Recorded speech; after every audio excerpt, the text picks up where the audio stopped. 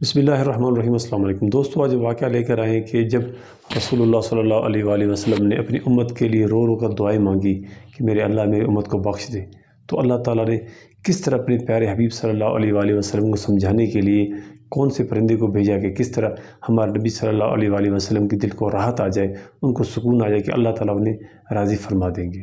اگر آپ اسلامی واقعات والی ویڈیوز میں دلچسپی رکھتے ہیں تو ہمارے چینل کو سبسکرائب کر دیجیے۔ حدیث پاک میں آتا ہے کہ ایک دفعہ رسول اللہ صلی اللہ علیہ وآلہ وسلم کسی سفر سے واپس آ رہے تھے تو راستے میں ایک دریا آیا۔ دریا کے ساتھ رسول اللہ صلی اللہ علیہ وآلہ وسلم نے صحابہ کرام کے ساتھ وہاں پر پڑاؤ ڈالا، وہاں پر نماز ادا فرمائی، پھر اپنی امت کے لیے رو رو کر اللہ تعالیٰ سے گڑ گڑ کر دعائیں مانگ رہے تھے کہ میرے اللہ میری امت کو بخش دینا۔ شفیق نبی صلی اللہ علیہ وآلہ وسلم بھی دعا مانگ ہی رہے تھے کہ اللہ تعالیٰ نے اپنی طرف سے ایک چھوٹی سی چڑیا کو بھیج دیا، تو آپ صلی اللہ علیہ وآلہ وسلم نے دیکھا کہ چھوٹی سی چڑیا ہے، وہ آئی اور آپ کے سامنے سے اس نے زمین سے ریت کے ایک دو ذرے اپنی چونچ میں اٹھائے اور دریا کی طرف چلی گئی۔ پھر تھوڑی دیر بعد واپس آئی، پھر دو ریت کے ذرے لے کر چلی گئی۔ جب چند بار ایسا ہوا تو شفیق نبی صلی اللہ علیہ وآلہ وسلم اس چڑیا کی طرف متوجہ ہوئے کہ آخر یہ چڑیا کر کیا رہی ہے۔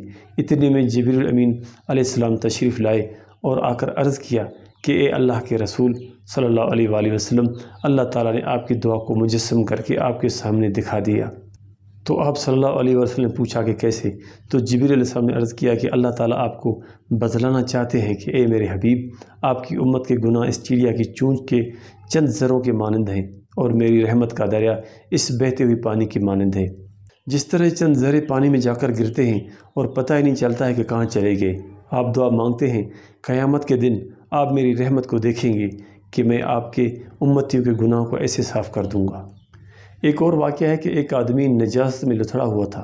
جب وہ دریا کے کنارے پر پہنچا اور دریا میں جانے سے جھجک رہا تھا تو دریا نے اس سے پوچھا کہ کیوں جھجکتے ہو، چھلانگ لگاؤ۔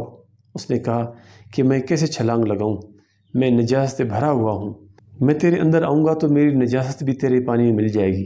تو دریا نے اس کو جواب دیا کہ میں جاری پانی ہوں، تیرے جیسے سینکڑوں ہزاروں میرے اندر آ کر نہاتے ہیں، میں ان کو دھو بھی دیتا ہوں اور خود بھی پاک رہتا ہوں۔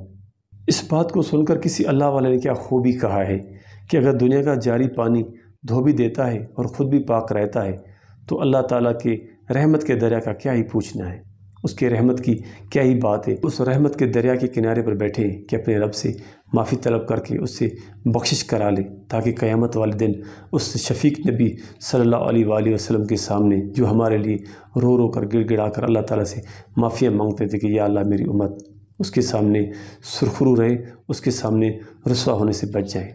اگر ویڈیو اچھی لگے تو دوستوں میں شیئر کرنی، اپنا اور اپنا خیال رکھیے گا۔ انشاءاللہ اگلی ویڈیو ملیں گے۔ اللہ حافظ۔